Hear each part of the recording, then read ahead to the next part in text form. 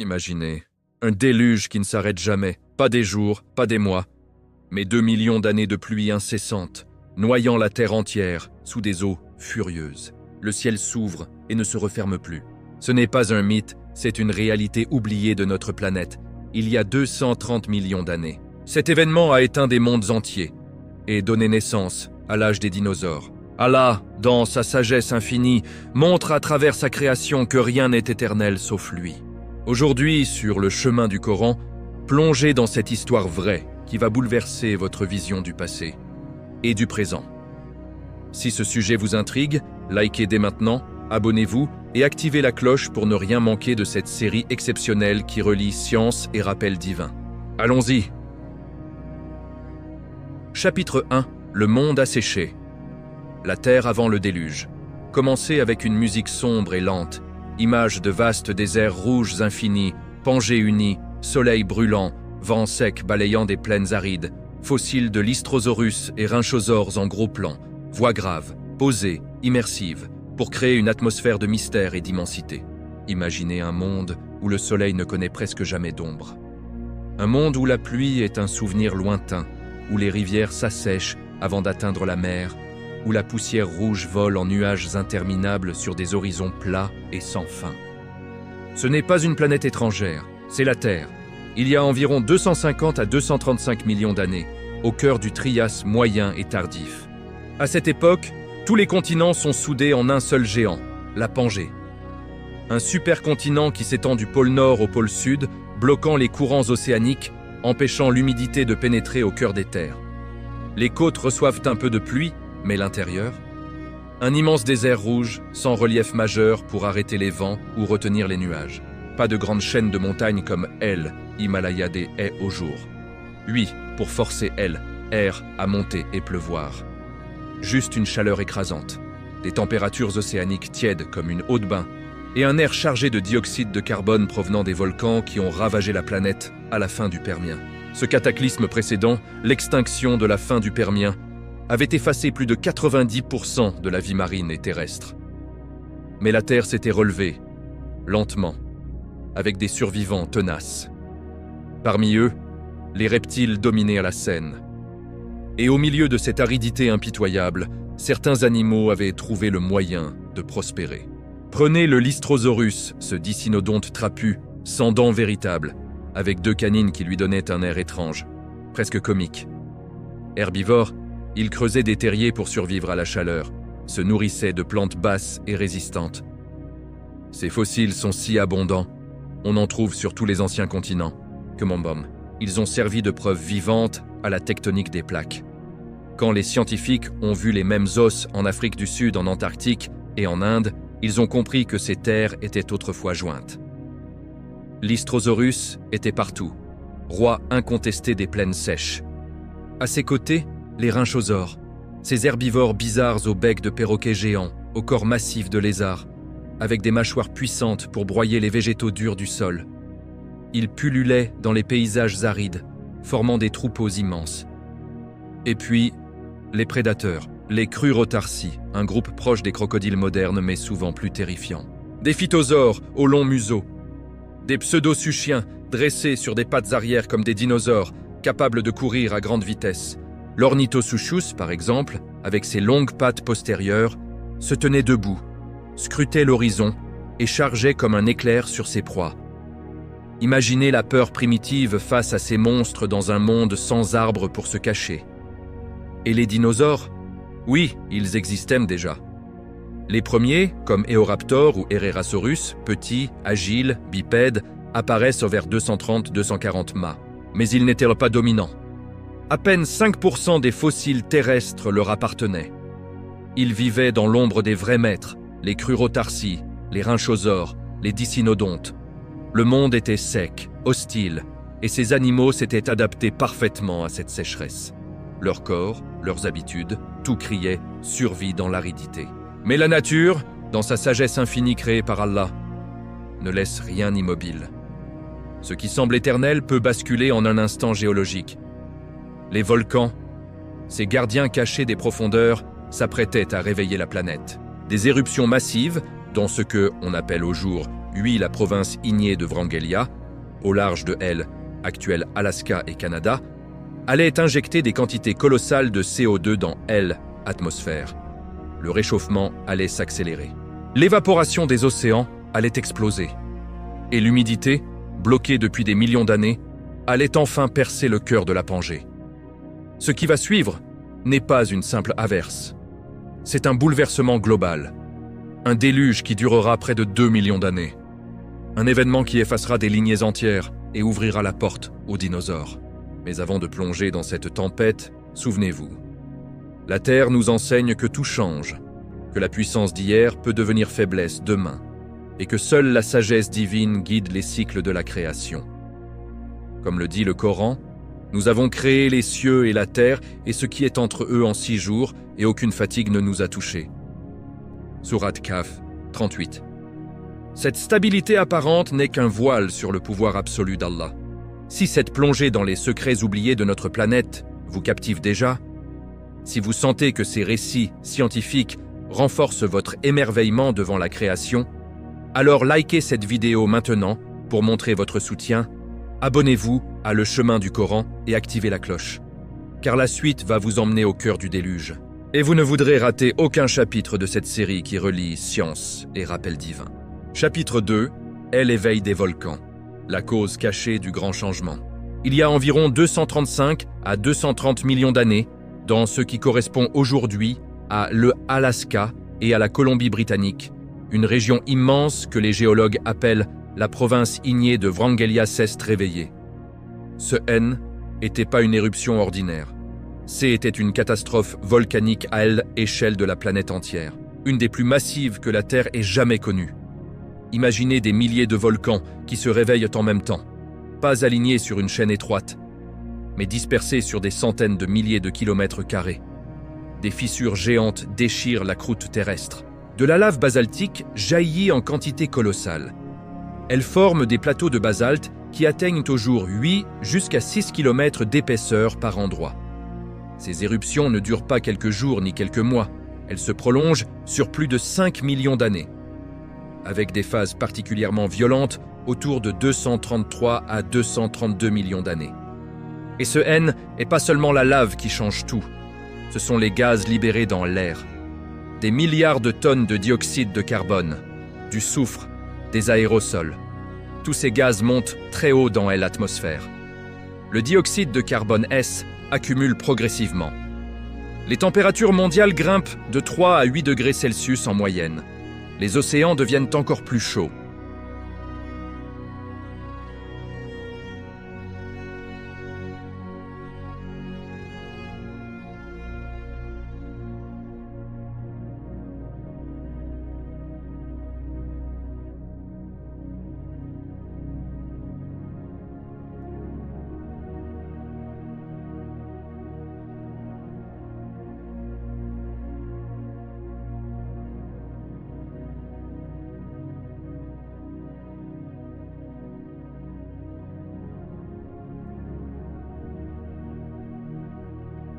Les courants atmosphériques se réorganisent complètement.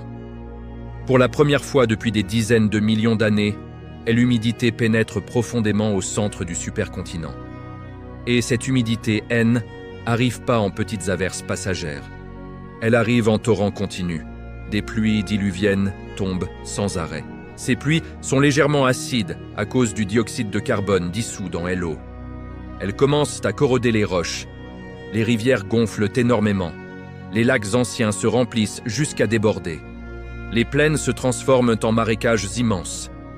Les sédiments rouges et secs du Trias moyen laissent place à des couches épaisses de grès fluviatiles, à des schistes noirs riches en matière organique, à des charbons, à des traces de racines profondes. Partout où les géologues creusent, en Europe, en Amérique du Nord, en Chine, en Argentine, même au Moyen-Orient, ils trouvent les mêmes signes. Un monde qui passe brutalement de l'aridité extrême à l'humidité permanente. Cet épisode porte aujourd'hui un nom scientifique précis. Événement pluvial carnien, ou Carnian pluvial épisode en abrégé.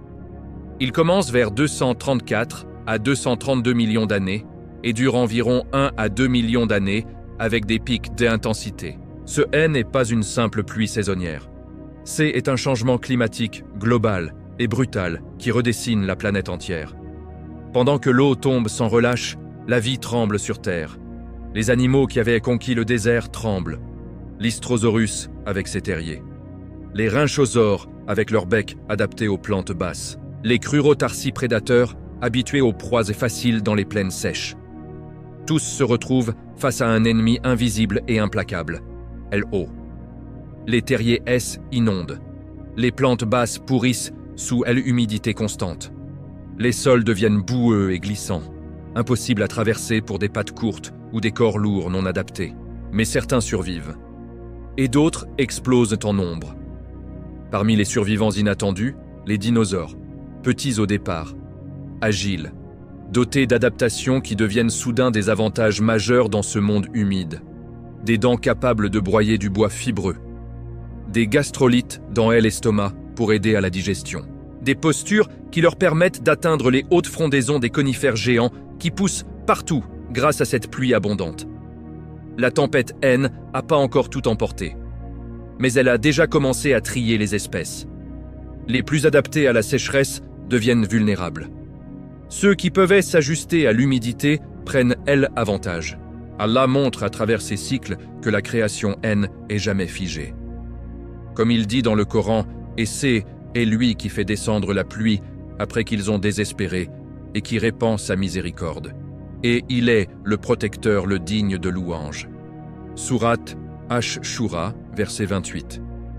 Même quand le monde semble condamné à la sécheresse éternelle, il peut ouvrir les portes du ciel en un instant. Et ce déluge qui commence va durer 2 millions d'années. Il va remodeler les écosystèmes, éteindre des lignées entières et ouvrir la voie à l'âge d'or des dinosaures.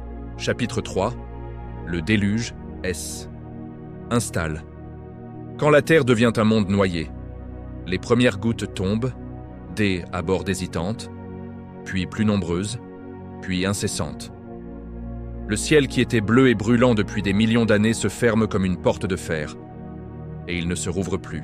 Et l'événement pluvial carnien est là. Pas une averse passagère, pas une saison humide, mais 2 millions d'années de pluie continue, presque partout sur la planète. Des estimations parlent de régions où les précipitations annuelles quadruplent. Dans ce qui est au jour 8 Utah par exemple, on passe de quelques centaines de millimètres par an à plus de 14 000 millimètres. Imaginez, est l'équivalent des forêts pluviales les plus humides de notre époque actuelle.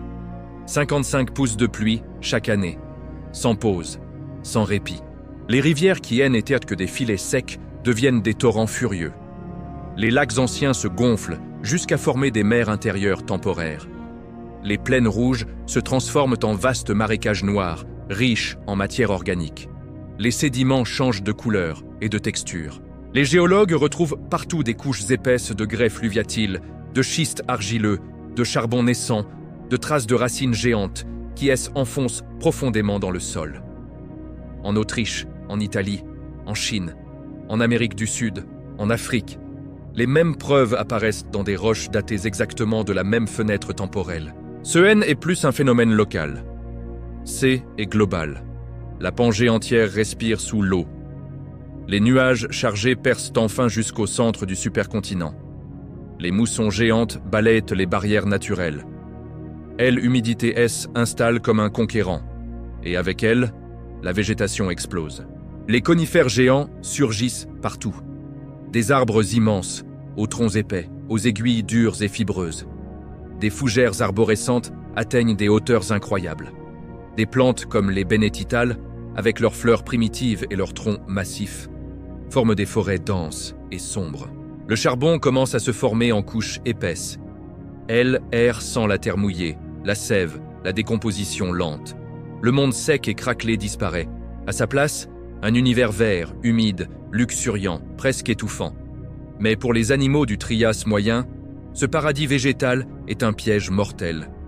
Les rhinchosaures, ces herbivores au bec de perroquet, étaient rois des plaines sèches. Ils broutaient les plantes basses, résistantes à la sécheresse. Mais dans cette nouvelle forêt humide, les végétaux montent haut. Les feuilles tendres disparaissent vite, remplacées par du bois fibreux, des aiguilles dures, des troncs massifs. La faim s'installe. Les prédateurs dominants deviennent vulnérables. Pendant ce temps, les dinosaures attendent. Ils étaient minoritaires. À peine 5% des fossiles terrestres avant le déluge. Petits, agiles, souvent bipèdes. Mais ils possédaient des atouts cachés. Des dents tranchantes ou broyeuses. Des gastrolites dans l'estomac pour digérer le bois dur, jusqu'à 85% de fibres dans leur coprolite. Des corps capables de grimper, de courir dans la boue, de se nourrir des hautes frondaisons. Ils n'étaient pas les plus forts, pas les plus gros, mais ils étaient flexibles. Adaptables. Et dans ce monde noyé, la flexibilité devient la clé de la survie. Allah nous enseigne dans le Coran que la création suit des lois précises, mais que rien est figé, sauf sa volonté. Nous ne créons pas les cieux et la terre, et ce qui est entre eux, que par la vérité. Et elle, heure, viendra certainement. Pardonne donc un pardon magnifique. Surat al-Hijr, verset 85. Ce déluge n'est pas un hasard. Est une leçon gravée dans la roche. Ce qui semble invincible peut s'effondrer quand les conditions changent, et ce qui semble faible peut triompher quand il sait s'adapter. La pluie continue. 2 millions d'années. Les forêts grandissent. Les marécages étendent. Les anciens maîtres disparaissent peu à peu, et les dinosaures commencent à sortir de l'ombre. Si cette immersion dans le déluge carnien vous captive, si vous sentez la puissance d'Allah se révéler à travers ces cycles géologiques immenses, alors agissez maintenant. Likez cette vidéo pour soutenir ce contenu qui relie science et rappel divin. Abonnez-vous à Le Chemin du Coran. Activez la cloche pour ne manquer aucun chapitre. Chapitre 4. Ascension des dinosaures. Quand les survivants deviennent les maîtres, la pluie tombe toujours. 2 millions d'années déjà. Le monde est plus le même. Les anciens rois du Trias moyen ont disparu ou se sont effacés dans l'ombre des marécages. Les rhinchosaures ne forment plus que des ossements épars. Les dicynodontes, ces survivants du Permien, éteignent presque totalement. Les crurotarsi, ces prédateurs autrefois dominants, perdent leur emprise. La chaîne alimentaire est brisée. Et dans ce chaos humide, une nouvelle force émerge lentement, irrésistiblement. Les dinosaures. Avant l'événement pluvial carnien, ils n'étaient qu'une minorité discrète. À peine 5% des fossiles de vertébrés terrestres leur appartenaient. Petits animaux agiles, souvent bipèdes, pas plus gros qu'un chien pour la plupart. Eoraptor, Herrerasaurus, Staurikosaurus, des noms qui sonnent comme des murmures dans l'histoire. Ils vivaient dans l'ombre des vrais dominateurs. Mais quand la pluie a tout changé, ils n'en ont pas fui, ils n'en ont pas disparu, ils ont attendu. Et ils ont profité. Pourquoi eux?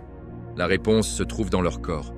Dans leurs adaptations silencieuses qui deviennent soudain des armes décisives.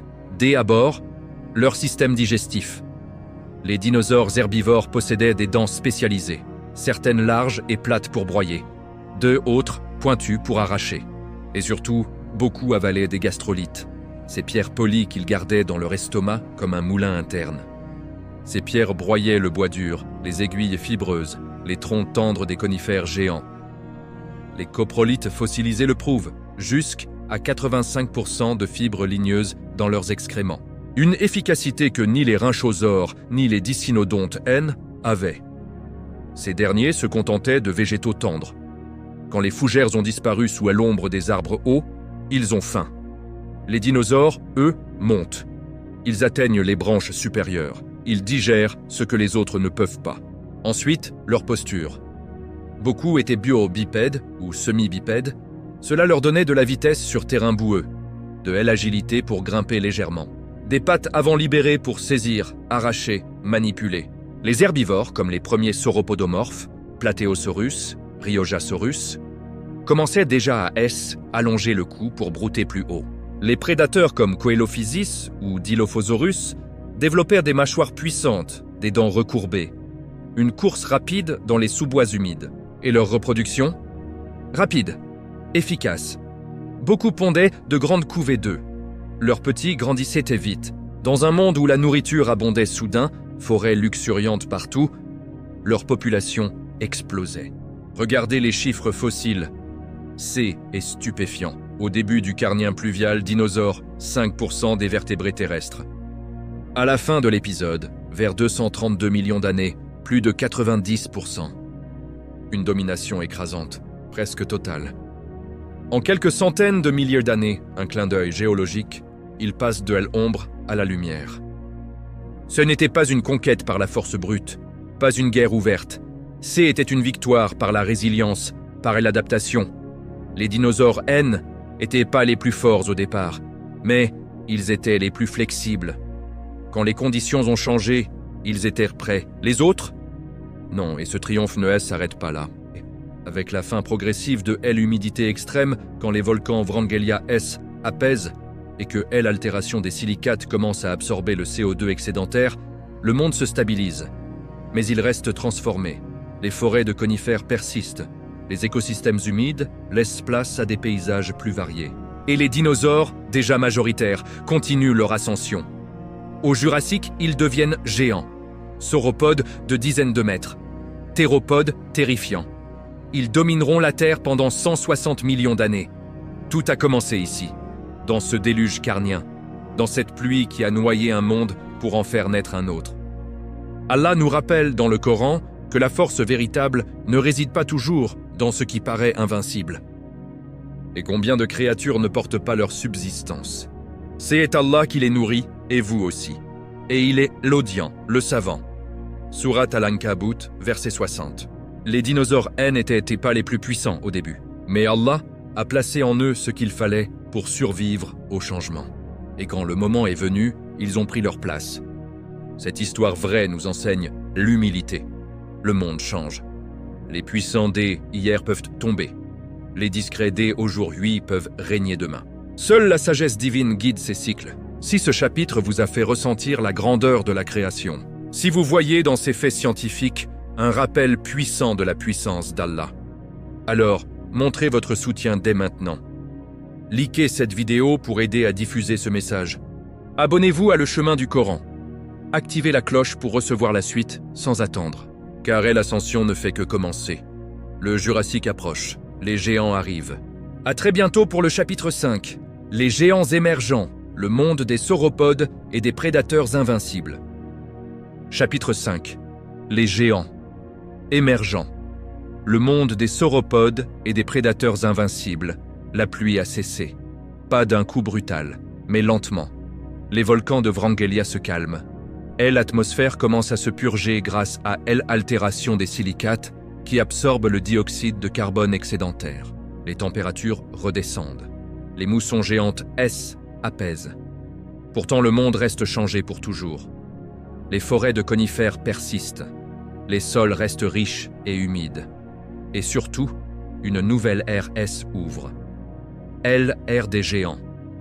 Nous entrons dans le Jurassique, environ 201 millions d'années. Les dinosaures ne sont plus une minorité discrète. Ils sont devenus la force dominante sur Terre. Plus de 90% des vertébrés terrestres portent désormais leur nom. Et parmi eux, 2 groupes vont marquer l'histoire de façon inoubliable. Les sauropodes herbivores colossaux et les théropodes prédateurs terrifiants. Dès à bord les sauropodes. Imaginez des créatures si immenses qu'elles semblent défier les lois de la gravité. Diplodocus, Apatosaurus, Brachiosaurus, Camarasaurus. Des corps longs comme plusieurs wagons de train. Des coups qui élèvent à plus de 15 mètres du sol.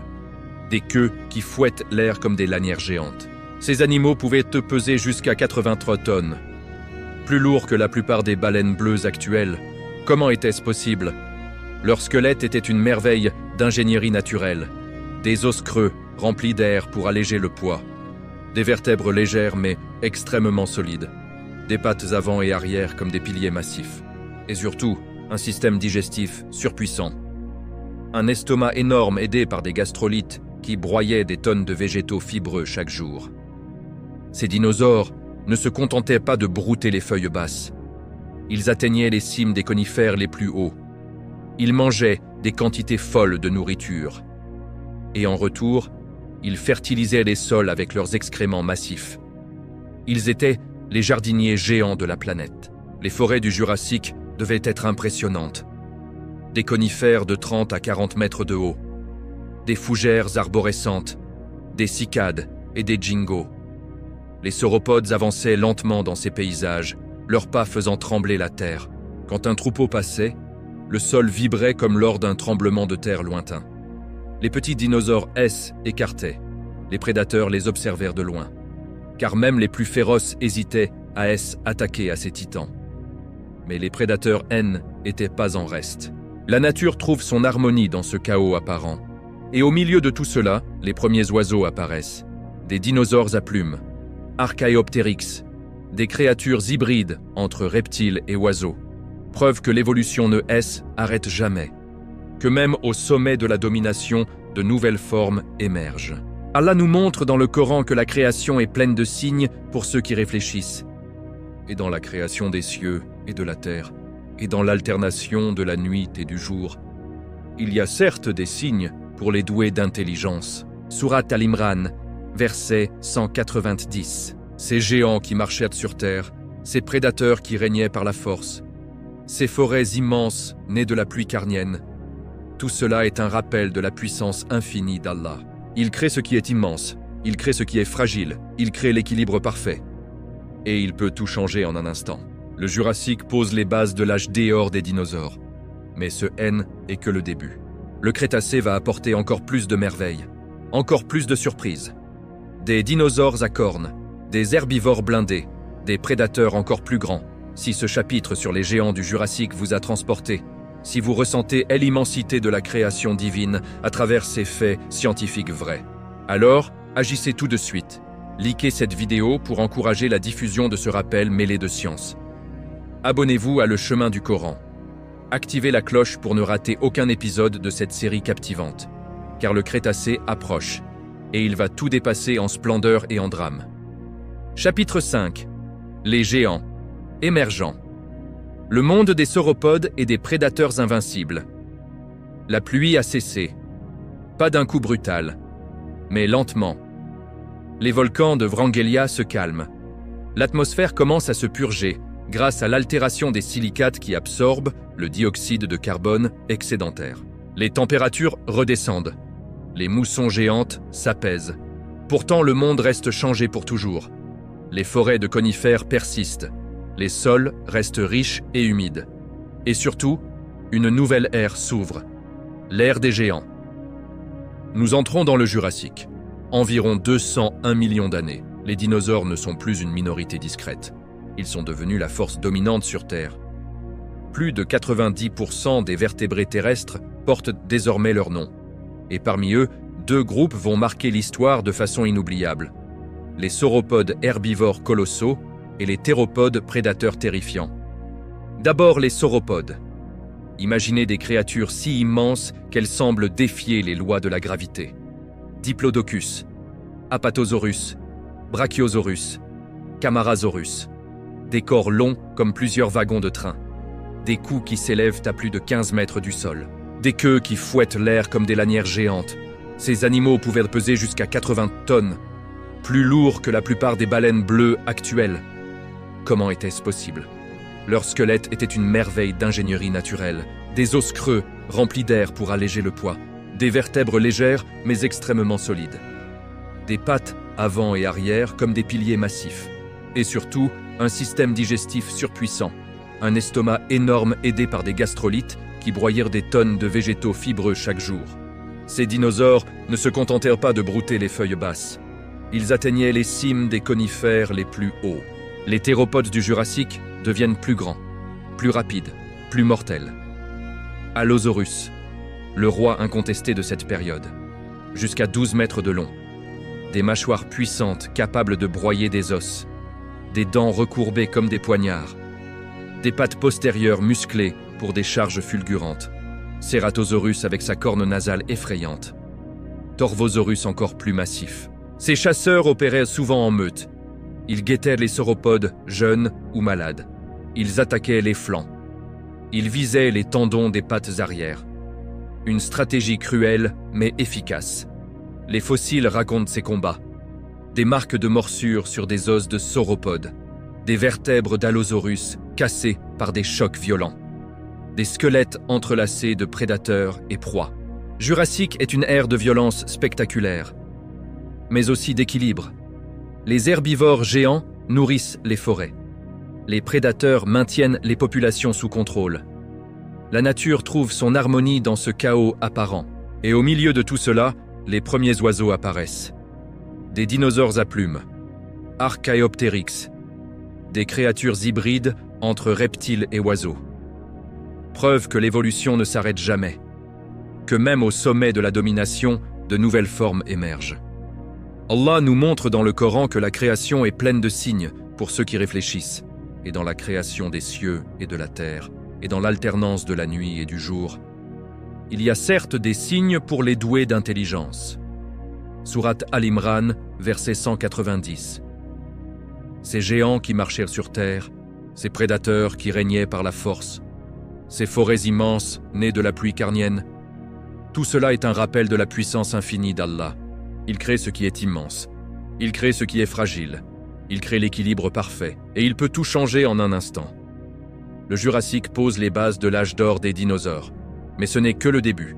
Le Crétacé va apporter encore plus de merveilles, encore plus de surprises. Des dinosaures à cornes, des herbivores blindés, des prédateurs encore plus grands. Si ce chapitre sur les géants du Jurassique vous a transporté, si vous ressentez l'immensité de la création divine à travers ces faits scientifiques vrais, alors agissez tout de suite. Likez cette vidéo pour encourager la diffusion de ce rappel mêlé de science. Abonnez-vous à Le Chemin du Coran. Activez la cloche pour ne rater aucun épisode de cette série captivante, car le Crétacé approche, et il va tout dépasser en splendeur et en drame. Chapitre 6, le Crétacé explose. Elle, apogée des dinosaures et les nouvelles merveilles. Le Jurassique a posé les fondations, les géants marchèrent déjà sur Terre, mais ce N était que le prélude. Environ 145 millions d'années. Une nouvelle période S ouvre, le Crétacé. Elle apogée. Elle, explosion de diversité. Le moment où les dinosaures atteignent leur forme la plus spectaculaire, la plus variée, la plus terrifiante. La Terre a changé encore. Les continents se séparent lentement. La Pangée se fracture. Elle, Atlantique, commence à s'ouvrir. Des mers intérieures inondent les terres. Des climats plus chauds et humides favorisent une explosion végétale sans précédent. Pour la première fois dans l'histoire, les plantes à fleurs apparaissent. Les angiospermes, magnolias, figuiers, lauriers, plantes à fruits. Les paysages se colorent. Les forêts deviennent plus denses, plus nutritives. La nourriture abonde comme jamais. Et les dinosaures en profitent pleinement. Les herbivores se diversifient à l'extrême. Les sauropodes ne disparaissent pas. Au contraire, des titans comme Argentinosaurus atteignent 100 mètres de long et 100 tonnes. Mais de nouveaux groupes dominent les scènes. Les hadrosaures, ces dinosaures à bec de canard.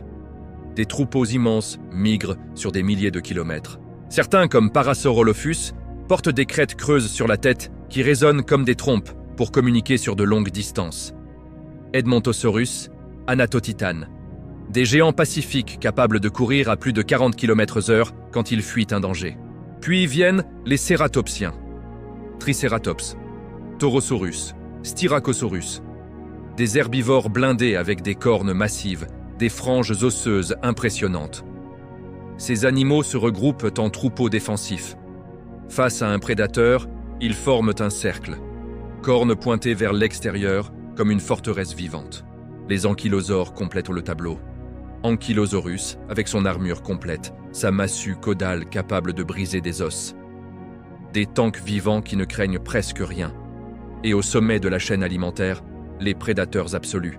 Tyrannosaurus rex, le roi, 13 mètres de long, 6 tonnes de muscles et de dents. Des mâchoires qui exercent une pression de 5 tonnes par centimètre carré. Capables de broyer des os comme des brindilles, mais pas seuls. Tarbosaurus en Asie. Giganotosaurus et Mapusaurus en Amérique du Sud. Encore plus grands, chassant peut-être en meute. Spinosaurus avec sa voile dorsale immense, adaptée à la pêche dans les rivières et les marais.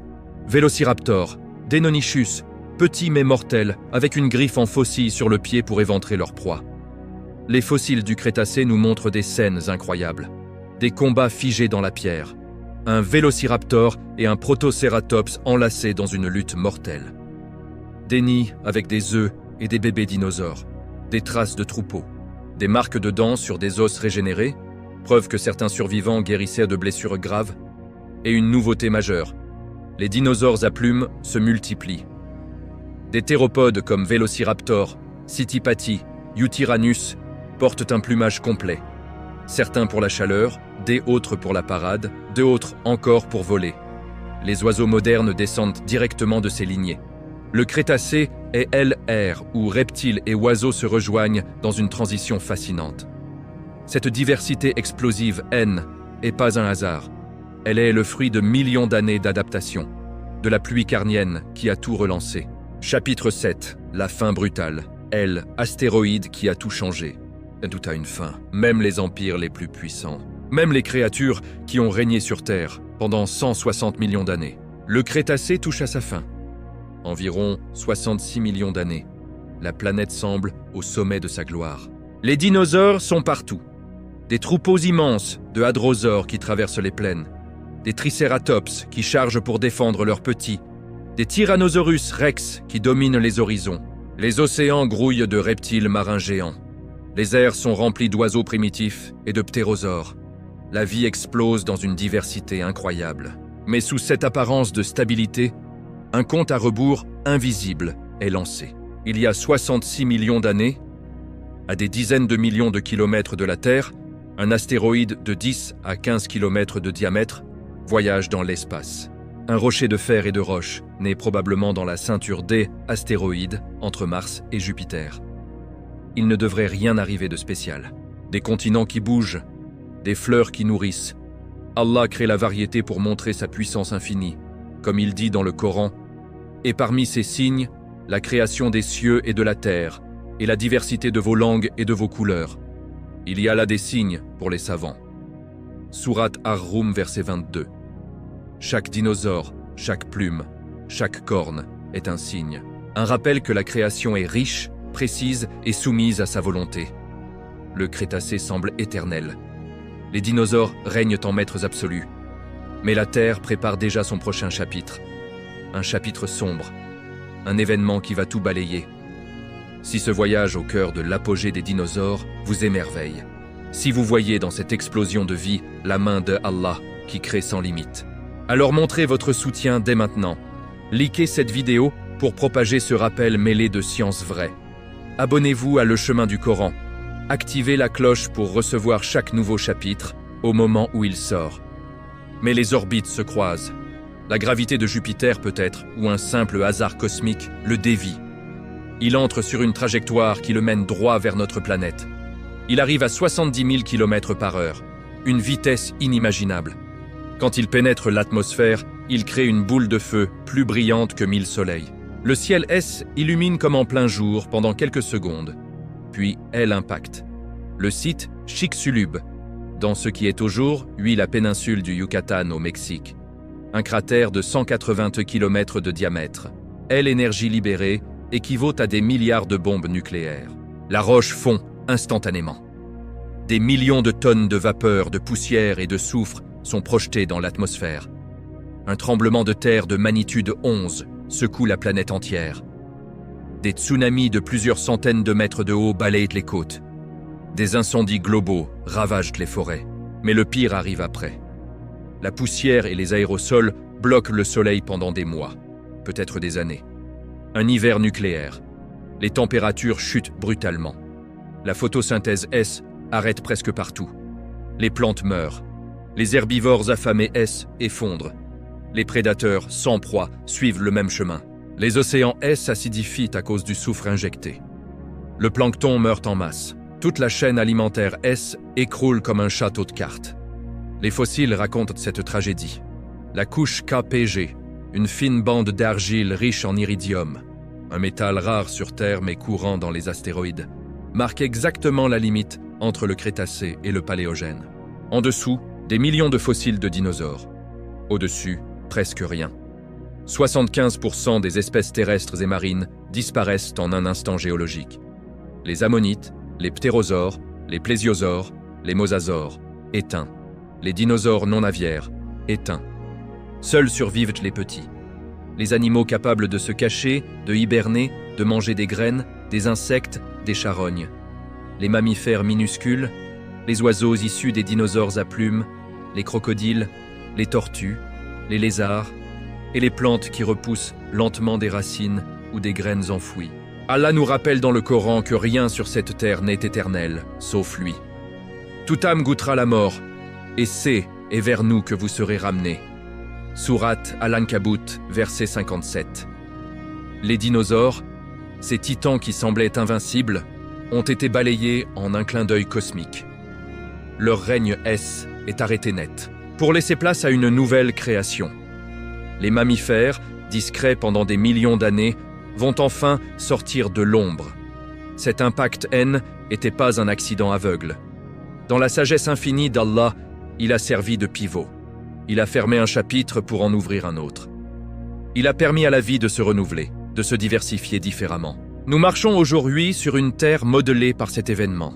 Les pétroles et gaz que nous utilisons viennent en grande partie des sédiments riches en matière organique déposés pendant cette extinction. Les forêts modernes descendent de ces survivants. Même notre lignée, les primates, a pu émerger grâce à ce vide laissé par les dinosaures. La fin brutale des dinosaures N n'est pas seulement une catastrophe. C est une leçon profonde. La puissance apparente peut s'effondrer en un instant. La force N n'est pas éternelle. Seule la miséricorde et la volonté d'Allah perdurent. Si ce récit de la chute des géants vous a secoué, si vous ressentez la fragilité de toute création face à la puissance divine, alors ne laissez pas ce message arrêter ici. Likez cette vidéo dès maintenant pour montrer votre soutien et aider à diffuser ce rappel puissant. Abonnez-vous à Le Chemin du Coran. Activez la cloche pour recevoir la suite de cette série qui unit science réelle et contemplation islamique. Chapitre 8. L. Après extinction. Quand les mammifères prennent le pouvoir, le silence tombe sur la terre. Un silence lourd, presque total, 66 millions d'années. L'impact de Chicxulub a laissé un monde fantomatique. Les forêts brûlées, les océans appauvris, les grands dinosaures disparus à jamais. Les ptérosaures ne volent plus. Les reptiles marins géants ont sombré. 95% des espèces marines ont disparu. Sur Terre, les survivants se comptent sur les doigts d'une main. Mais la vie ne s'arrête jamais. Elle attend. Elle s'adapte. Elle repart. Les premiers mois, les premières années après l'impact, un hiver interminable. Le soleil est voilé par une poussière épaisse. Les températures chutent de 10 à 15 degrés. Les plantes survivantes sont rares, fougères résistantes, graines enfouies qui germent lentement. Les animaux qui passent ce cap sont minuscules. Des mammifères de la taille d'un rat ou d'un chat. Purgatorius, un petit primate primitif. Mais il se diversifie rapidement. Des herbivores comme Phenacodus, ancêtre lointain des chevaux. Des carnivores comme Créodonte primitif. Des primates comme Plesiadapis, qui grimpent aux arbres et mangent des fruits. Puis arrive l'Éocène, 56 à 33 millions d'années. L'âge d'or des mammifères. La terre est chaude et humide. Des forêts tropicales couvrent même les pôles. Les océans sont tièdes. Et les mammifères explosent en taille et en variété. Les baleines primitives émergent. Pachycetus, un animal terrestre qui marche sur 4 pattes près des rivières. Puis Ambulocetus, qui nage comme un crocodile. Ensuite Basilosaurus, long de 20 mètres, un serpent de mer avec des nageoires minuscules. Les baleines modernes naissent de ces ancêtres terrestres qui retournent à l'eau. Sur Terre, les premiers proboscidiens, Meuritherium, un petit animal trapu proche des hippopotames. Puis les gomphothères, les mastodontes, les premiers équidés minuscules, Eohippus, pas plus gros qu'un chien, avec plusieurs doigts aux pattes. Les premiers rhinocéros sans cornes, les antelodontes, ces porcs géants terrifiants. Les premiers carnivores modernes, les créodontes, évoluent vers les félins et les canidés primitifs. Et dans les arbres, les primates se développent. Adapides, homomiidés. Des ancêtres directs de nos singes et de nous-mêmes. Ils ont des yeux tournés vers l'avant pour la vision binoculaire. Des mains capables de saisir, un cerveau qui grossit. Allah montre dans le Coran que la création suit un plan parfait, même quand elle semble détruite. Et la terre, après sa mort, nous la faisons revivre. Et c'est ainsi qu'on la fera sortir. Sourate Kaf, verset 11. Après l'extinction, la Terre renaît. Les mammifères, discrets pendant l'ère des dinosaures, reçoivent leur chance. Ils grandissent, ils conquièrent, ils remplissent les niches laissées vides. Cette renaissance n'est pas un hasard. Elle est une miséricorde, une nouvelle page. Les mammifères dominent parce qu'ils sont adaptables, sang chaud, fourrure pour le froid, viviparité, lait pour les petits, cerveau développé. Ils survivent aux changements climatiques qui vont suivre. Mais ce n'est pas la fin de l'histoire. Le Miocène et le Pliocène vont apporter des géants encore plus impressionnants. Mégatherium, le paresseux géant. Paraceratherium, le plus grand mammifère terrestre jamais vu. Des tigres à dents de sabre. Des ours géants. Et enfin, l'apparition des hominidés. Nous sommes les héritiers de ce monde post-dinosaure. Notre lignée a pu émerger parce que les grands reptiles ont disparu, parce que la pluie carnienne a ouvert la voie aux dinosaures, parce que l'astéroïde a fermé leur chapitre. Tout est lié, tout est signe. Si ce chapitre sur la renaissance des mammifères vous a rempli d'émerveillement devant la sagesse divine, si vous voyez dans ces cycles d'extinction et de renouveau la main des sacs, Allah qui renouvelle sa création, alors agissez maintenant. Likez cette vidéo pour encourager ce contenu qui unit science réelle et rappel du Coran. Abonnez-vous à Le Chemin du Coran. Activez la cloche pour ne manquer aucun chapitre de cette série immersive. Car dans le dernier chapitre, nous allons boucler la boucle. Nous allons voir comment tout cela résonne encore aujourd'hui, dans notre monde, dans notre vie. À très bientôt pour le chapitre 9, les leçons éternelles, ce que la Terre nous enseigne encore. Chapitre 9, les leçons éternelles, ce que la Terre nous enseigne. Encore, nous arrivons au bout de ce voyage. 250 millions d'années condensées en 9 chapitres. Du désert rouge et brûlant de la Pangée à la pluie infinie du Carnien. De l'ascension des dinosaures à leur chute brutale sous un ciel de feu. De la renaissance timide des mammifères à notre monde d'aujourd'hui. Tout cela n'est pas une simple histoire du passé. C'est un miroir tendu vers nous. Un rappel vivant que la Terre parle. Et qu'elle parle avec la voix de la création d'Allah. Regardons autour de nous. Les conifères qui couvrent encore les forêts du Nord descendent directement de ceux qui ont explosé grâce à la pluie carnienne. Elch ambre, qui enferme des insectes, il y a 100 millions de chouanés est né de ces mêmes résines. Le pétrole et le gaz qui font tourner notre civilisation moderne proviennent en grande partie des sédiments riches déposés pendant l'extinction de masse. Même les montagnes que nous escaladons, les plaines que nous cultivons, portent les cicatrices de ces bouleversements. Nous vivons littéralement sur les restes d'un monde ancien, remodelé par des pluies, des volcans, un astéroïde. Et pourtant, malgré ces cataclysmes immenses, la vie a toujours repris. Elle a toujours trouvé un chemin. Pourquoi? Parce que la Terre n'est pas abandonnée. Elle est guidée. Chaque extinction a ouvert une porte. Chaque crise a permis une renaissance. Les dinosaures dominaient parce que la pluie leur a donné l'avantage. Les mammifères ont triomphé parce que l'astéroïde a libéré l'espace. Et nous, humains, sommes ici parce que ces cycles se sont enchaînés avec une précision inimaginable. Allah dit dans le Coran, « As-tu pas vu que Allah fait descendre l'écolo du ciel, puis il l'a fait pénétrer dans des sources dans la terre ?»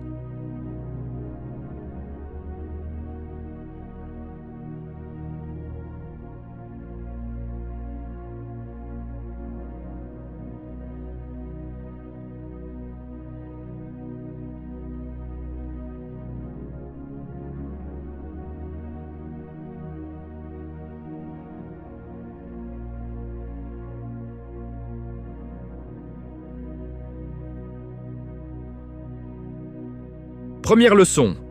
Rien n'est éternel sauf Allah. Les dinosaures semblaient invincibles, 160 millions d'années de domination. Et pourtant, un rocher venu de l'espace les a effacés en quelques heures. Les empires humains, les richesses, les puissances, tout peut disparaître en un instant. Tout ce qui est sur elle disparaîtra, et subsistera la face de ton Seigneur, pleine de majesté et de générosité. Sourate Ar-Rahman, versets 26 et 27. Deuxième leçon. L'adaptation est la clé de la survie. Les rhinosaures et dicynodontes étaient parfaits pour leur monde sec. Mais quand le monde a changé, ils n'ont pas pu suivre. Les dinosaures, discrets au départ, ont su s'adapter à l'humidité. Les mammifères, minuscules après l'impact, ont su profiter du vide. Nous aussi, nous devons nous adapter à nos épreuves, à nos changements, à notre époque. Avec patience, sagesse et confiance en Allah. Troisième leçon, le changement est une miséricorde cachée. La pluie carnienne a noyé un monde aride pour en créer un plus riche. L'astéroïde a détruit les géants pour laisser place à notre lignée. Ce qui semble catastrophe est souvent une porte vers quelque chose de meilleur. Allah dit, « Il se peut que vous détestiez une chose alors qu'elle est un bien pour vous. Et il se peut que vous aimiez une chose alors qu'elle est un mal pour vous. Allah sait et vous ne savez pas. » Sourate Al-Baqarah, verset 216. Aujourd'hui, alors que nous voyons notre climat changer, que des tempêtes plus violentes frappent, que des espèces disparaissent, rappelons-nous. La Terre a déjà traversé pire, et elle s'est relevée à chaque fois, parce qu'Allah la guide, parce qu'il renouvelle sa création, et parce que nous faisons partie de ce plan. Cette série n'est pas seulement une leçon de géologie ou de paléontologie, c'est un rappel, un chemin vers la contemplation, vers la reconnaissance que tout ce que nous voyons, la pluie qui tombe, l'arbre qui pousse, le fossile dans la roche, est un signe de sa grandeur. Merci d'avoir suivi ce voyage avec nous sur le chemin du Coran. Si ces 9 chapitres ont touché votre cœur, si vous avez ressenti l'émerveillement devant la création et la sagesse divine, alors ne partez pas sans laisser une trace. Likez cette vidéo finale pour montrer votre soutien et aider à diffuser ce message. Abonnez-vous à la chaîne Le Chemin du Coran si ce n'est pas déjà fait. Activez la cloche pour être averti des prochaines séries qui uniront science réelle et rappel du Coran. Partagez ce contenu avec ceux qui en ont besoin. Chaque like, chaque abonnement, chaque partage est une sadaqa de science et de guidance. Qu'Allah nous guide tous sur le droit chemin et qu'il fasse de nous des contemplatifs de ses signes dans l'univers. Barakallahu fikoum. À bientôt pour de nouvelles explorations sur le chemin du Coran.